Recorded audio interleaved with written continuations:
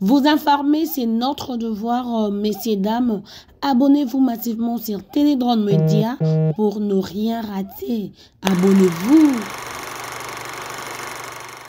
Bonjour, bonsoir. Boa noite, bom dia. No fara português. Je parle français. Je suis un Congolais de père et de mère. Je suis Zaïrois. Ndenge Bangolais, Bobengaga, Bazaïrens. Ok. Mes frères et mes sœurs, les Angolais, les Angolaises.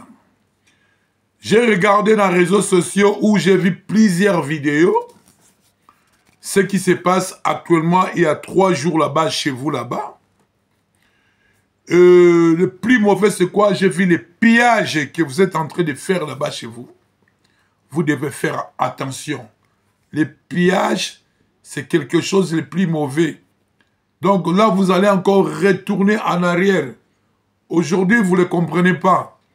Mais les pillages, c'est l'économie angolaise qui va payer ça. C'est le gouvernement qui va payer ça. Ça veut dire il y aura beaucoup d'augmentations des produits de première nécessité. Il y aura une crise économique sans le savoir. Pourquoi? C'est à cause des pillages. Pourquoi je dis cela? Parce que moi, je me rappelle bien à l'époque, dans les années 91 ou 90, il y avait eu pillage là-bas au Zaïre. À l'époque, ce n'était pas le Congo. Dans les années 91-92, c'était les Zaïre à l'époque. Il y a eu pillage. Nous, on avait vécu ça. On avait vu des supermarchés, beaucoup de choses qui ont été pillées. Et par après, les pays, on avait payé. Hein? Donc, naebike bangolais mususu, boloba pe lingala. Et logo bozo sala, namboka nabino, faut faire attention. Balobi, la démocratie, c'est l'expression de la liberté. Bien sûr, vous avez les droits. Augmentation, il y a carburant. Bon manifester. On doit manifester pacifiquement sans minduki, sans ko buka biloko, sans ko kase biloko. Mais dans mon nid, bozo buki ba magasin, bo piller ba magasin, bateau bo payer biloko. Baza bandeko na bino, baza ba frère na bino. La plupart des supermarchés que vous avez pillés, ce sont vos frères, ce sont vos sœurs aussi, ce sont des Angolais comme vous. Il y a des autres qui ont sacrifié leur vie en faisant des commerces. Ils ont ouvert des magasins, des supermarchés pour avoir de l'argent, pour élever leur famille, pour être heureux quand même, pour garantir l'avenir de leurs enfants. Mais aujourd'hui, ils sont victimes de certaines choses parce qu'il y a eu l'augmentation du carburant.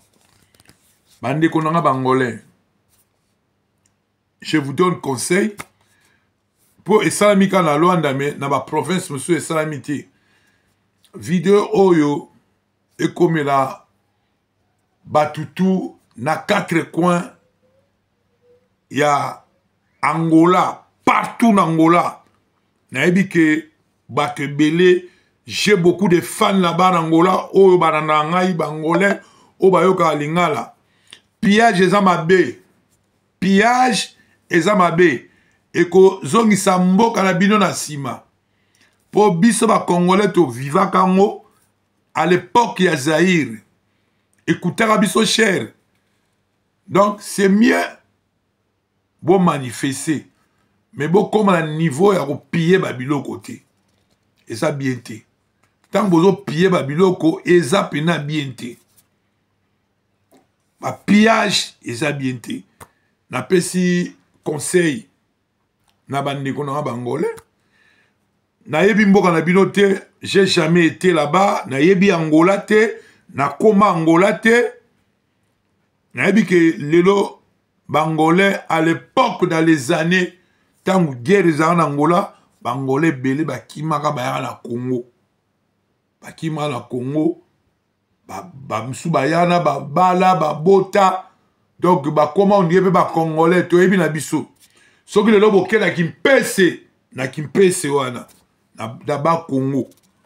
Na ba Congo, na Congo central, na kimpese wana, Bangolais, belé, bavanda na bango balinga bazalaki na posa kutu kozonga susu na Angola te batika na bango wana et puis to accepta bango comme baza ba congolais donc voilà yaka neti kaka biso be ba roger de combattant to vanda na France donc voilà donc na tcheli bino image oyo na pesi conseil pour faire attention na piège oyo je crois que bino tuboyo ki ngai ba angolais na pesi ba prêtre nyonso ya Angola on a ebi voilà na pesi Alex Fumusi na pesi mbote na musika na kati ya Angola Alex Fumusi baza bato le bakati ya Angola ezana bato mususu ya bazoba bakana bangola wana sokoko zoba azaka zoba omoni lelo ifalo lobati makambo zolega na ifalo lobati soko yokaki likambo lega na Congo bana oloba yo lobaka ko oza angolais mais ifalo lobati loba sikoyo bima oloba ingeta. Bonjour, bonsoir, boa noite, bom dia. No fara português. Je parle français. Je suis un Congolais de père et de mère. Je suis Zaïrois. Ndenge Bangolais Bobengaga Bazairens. Ok. Mes frères, mes sœurs, les Angolais, les Angolaises. J'ai regardé dans les réseaux sociaux où j'ai vu plusieurs vidéos. Ce qui se passe actuellement, il y a 3 jours là-bas, chez vous là-bas. Le plus mauvais, c'est quoi? J'ai vu les pillages que vous êtes en train de faire là-bas chez vous. Vous devez faire attention. Les pillages, c'est quelque chose de plus mauvais. Donc là, vous allez encore retourner en arrière. Aujourd'hui, vous ne le comprenez pas. Mais le pillage, c'est l'économie angolaise qui va payer ça. C'est le gouvernement qui va payer ça.